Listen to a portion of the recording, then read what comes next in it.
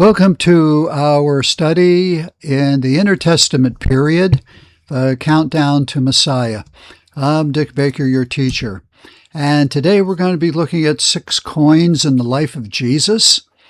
These existed while he walked as the God-man upon our planet. And so let's get right into this. During the first century, Jesus used coins that were Roman, Tyre, or we should say Phoenician, Roman authorized Hebrew, and Hasmonean coins. So Rome had to give the okay for this. And so there were several different coins in the coinage that was in circulation. As I showed in our last video of coins, how they were made, etc., I showed where the mints were. There was a large one in Jerusalem. There was a really big one up in Tyre. And if you'll notice, Tyre was doing the Phoenician ones. And then there were a lot of other cities. The Roman coins would be of the Caesars, like Tiberius. The Tyre Phoenician coins would be for the temple taxes. So isn't that interesting that they would just be minting coins for the Jews to work, etc., and they would be paid, but that would be the temple taxes that the Jews would owe, and it would come back to Jerusalem. The Roman authorized Hebrew coins Jesus used were the governors of Judea, appointed by Rome, like Herod I, Marcus Ambibulus, Valerius Gratus, and Pilate, Agrippa I, the second, and Festus. We read about those last 3 in the book of Acts. And so these coins were the Hebrew coins, and Rome was very specific about this. These are the rulers that have ruled over you. And some of them had the title of king. And most of them did, of a certain area, but not king over Rome, etc. They answered to Rome. But Rome authorized these. The Hasmonean coins Jesus used were the only coins minted when Judea was independent. And so I think you remember when we were looking at the Hasmoneans, the Maccabeans. Here's John Hyrcanus the first, Aristobulus, Alexander Jannaeus, Hyrcanus the second, Aristobulus the second, and the last of the Maccabeans, Antigonus. These all have their pictures on coins.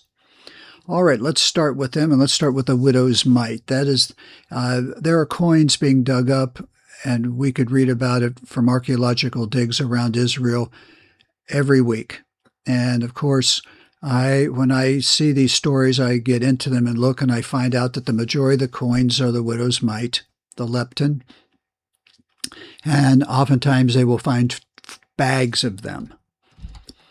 Okay, and now let me go back. We find the mention of this, of course, in Mark 2 and Luke 12 and Luke 21. We find them at other places also, but they're good places to go to, and we'll be sharing some of those Bible verses with you. All right, so let's just go with Alexander Jannaeus. And you can see what was on he has a messianic star from Numbers 24. Over here on the other side, he has the Kappa and the Epsilon. And that's how you could tell the year, right? How old this was. These coins were dated. Okay, so on one side you have that, and on the other you have the date. The date is in the 25th year of Alexander Jannaeus's rule. So if we knew when he started, and most of the time we do, we know that when this was done in year 25. How do we know that? Epsilon is the 5th letter of the Greek alphabet, kappa is the 20th. 20 and 5, 25. That's how they did that. Okay, and here's more of it. And once again, the Messianic star. It's also called a pruta, but let's just stick with widow's mite. Now there's some real ones. Remember the lady that went to the temple and the woman gave the mite? She would have given one of these. My wife has 2 or 3 of these. You can go to a coin collector about anywhere in America and get one. They would have one for sale.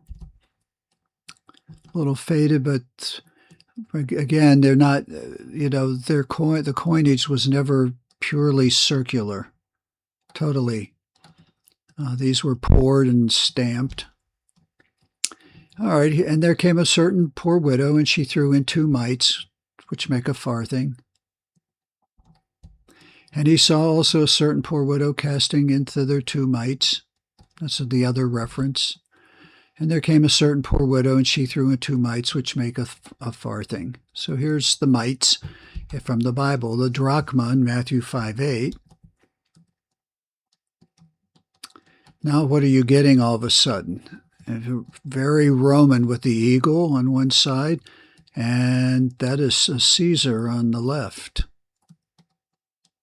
So you know where these were made, and they're the intent of these that were made. The drachma is an unusual coin of Christ's time. The Roman denarius has long replaced the Seleucid and the Greek silver coins and was their equivalent. So they just made these greatly, and that's what people started using. It has been thought that perhaps the coin, and it's only mentioned in Luke 15:8, was a Cappadocian drachma bearing Tiberius's bust. But since these coins have been found in Palestine and were contemporary with Jesus' story of the woman and her lost coin, so there may be some question here. It's been thought that the coin was Seleucid. Jesus' reference seems to be to a bride's dowry portion retained from a wedding. So she had to find this, find the coin. Such coins would be passed from mother to daughter and would explain the presence of a coin no longer in current circulation and the woman's desperation. And that storyline came from here. Luke 15:8. Either what woman having 10 pieces of silver, if she lose 1 piece, does not light a candle and sweep the house and seek diligently till she finds it? But their heart is far from me. And so this is all about the drachma. The third one is a didrachma, and it's in the same line, Matthew 17:24, and here's the verse up front. And when they were come to Capernaum, they that received tribute money came to Peter and said, does not your master pay tribute? The tribute money was this didrachma. This was the temple tax. This is the tribute to pay. And the didrachma and the tetradrachma, actually, that would be called a stater later on, are references to silver coins from the city of Tyre, used in the business of the temple. Again, the temple tax. And this would be the pictures that are on him. Now, it would be somebody Roman, but not a Caesar. It would be somebody that ruled over portions of Israel or all of Israel. The staters were equal to shekels, and because the Jews were forbidden to issue their own silver coins, they were forced to use coins from this merchant city. During the first century, Jesus used coins that were Roman, Phoenician, Roman authorized Hebrew, and Hasmonean. I've mentioned that to you already. Ironically, the coins bore the image of Israel's old nemesis, Baal. Money changers were on hand to render service, changing foreign currency into these Tyrian coins for a percentage. Judas was paid with 30 staters.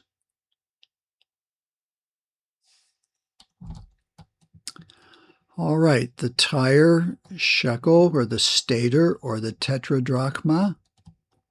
And we've been mentioning the staters. The shekel of Tyre was minted in Jerusalem. It was Herod's only silver coin, which was started production in 18 before Christ in the Jerusalem Mint.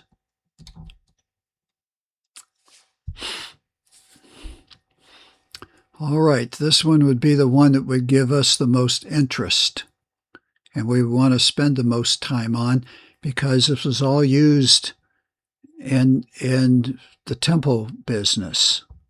All right, you paid the temple tax. You had the money changers. Remember, Jesus threw over their tables in anger because they had coins there that bore the image of somebody.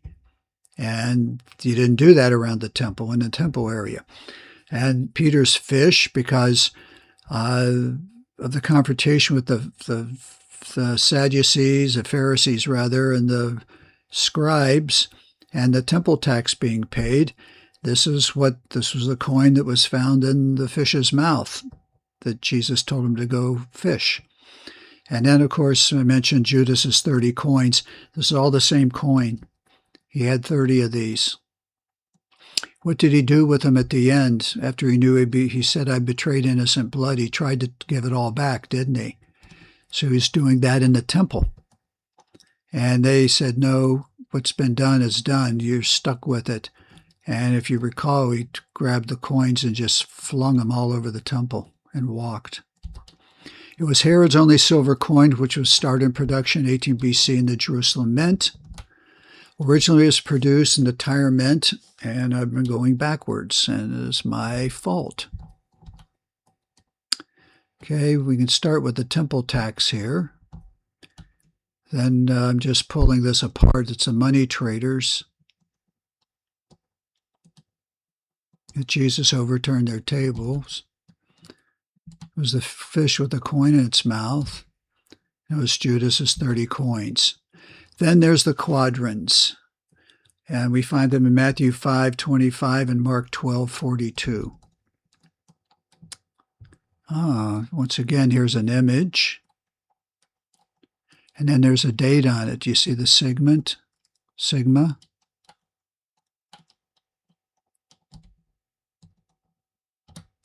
An owl is very clear.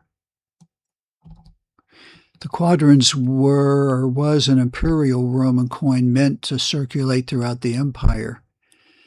It was the size of a Canadian or U.S. penny. The quadrans bore the religious symbols. The King James Version renders this coin as a farthing, which is an Old English coin. Now you know what it really is called. All right, then there's the denarius, used in Matthew 18 in 3 different areas. These were the Roman coins of the Bible, and whose image is on here. This was, again, a tribute coin, but that is Caesar Tiberius.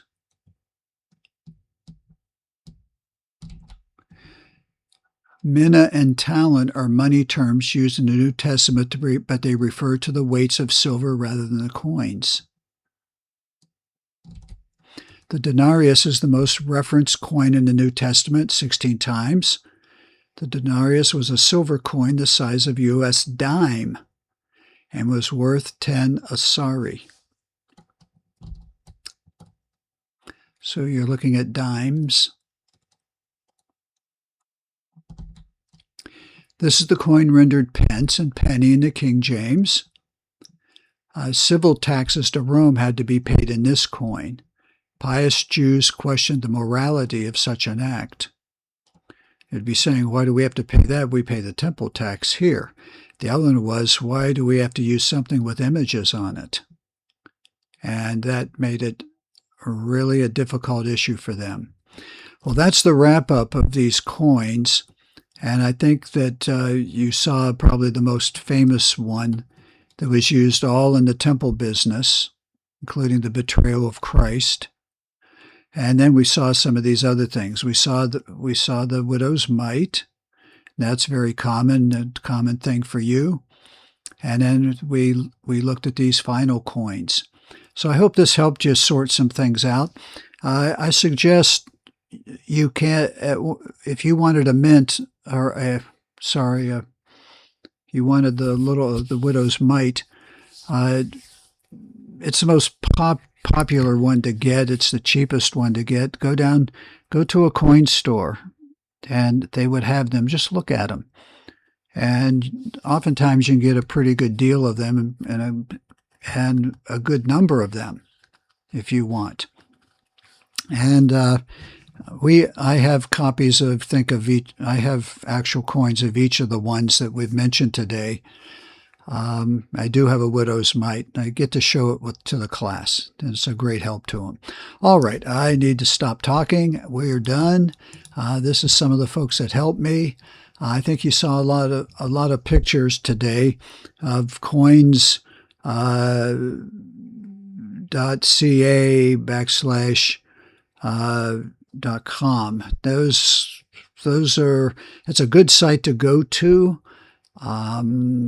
These are godly people up in Canada, and they can really further your education if you really want to get into the coins.